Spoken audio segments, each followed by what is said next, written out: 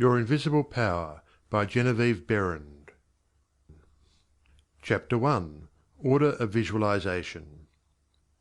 The exercise of the visualizing faculty keeps your mind in order and attracts to you the things you need to make life more enjoyable in an orderly way.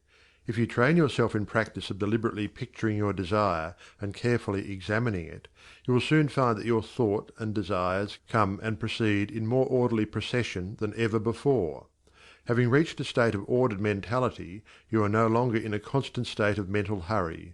Hurry is fear, and consequently destructive. In other words, when your understanding grasps the power to visualize your heart's desire and hold it with your will, it attracts to you all things requisite to the fulfillment of that picture by the harmonious vibrations of the law of attraction. You realize that since order is heaven's first law, and visualization places things in their natural element, then it must be a heavenly thing to visualize.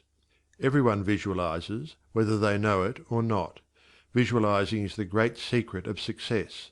The conscious use of this great power attracts to you greatly multiplied resources, intensifies your wisdom, and enables you to make use of advantages which you formerly failed to recognize. We now fly through the air, not because anyone has been able to change the laws of nature, but because the inventor of the flying machine learned how to apply nature's laws, and by making orderly use of them produced the desired result.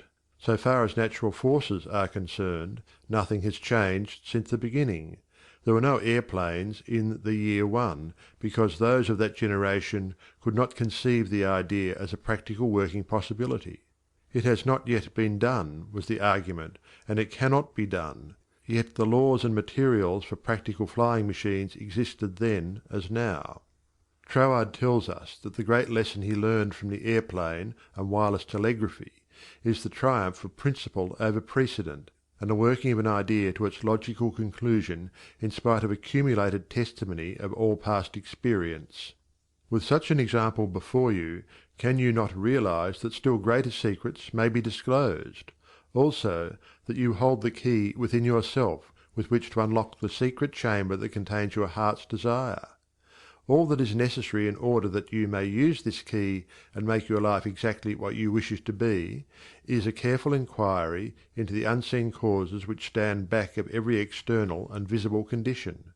Then bring these unseen causes into harmony with your conception, and you will find that you can make practical working realities of possibilities which at present seem but fantastic dreams. We all know that the balloon was the forefather of the airplane. In 1766 Henry Cavendish, an English nobleman, proved that hydrogen gas was 7 times lighter than atmospheric air. From that discovery the balloon came into existence, and from the ordinary balloon the dirigible, a cigar-shaped airship, was evolved. Study of aeronautics and the laws of aerial locomotion of birds and projectiles led to the belief that mechanism could be evolved by which heavier-than-air machines could be made to travel from place to place, and remain in the air by the maintenance of great speed which would overcome by propulsive force the ordinary law of gravitation.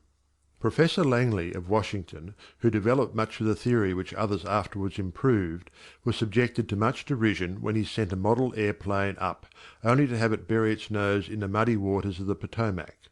But the Wright brothers, who experimented in the latter part of the 19th century, realized the possibility of travelling through the air in a machine that had no gas bag. They saw themselves enjoying this mode of transportation with great facility. It is said that one of the brothers would tell the other, when their varied experiments did not turn out as they expected, "It's all right, brother, I can see myself riding in that machine, and it travels easily and steadily." Those Wright brothers knew what they wanted, and kept their pictures constantly before them. In visualizing, or making a mental picture, you are not endeavoring to change the laws of nature. You are fulfilling them. Your object in visualizing is to bring things into regular order both mentally and physically. When you realize that this method of employing the creative power brings your desires, one after another, into practical material accomplishment, your confidence in a mysterious but unfailing law of attraction, which has its central power station in the very heart of your word picture, becomes supreme. Nothing can shake it.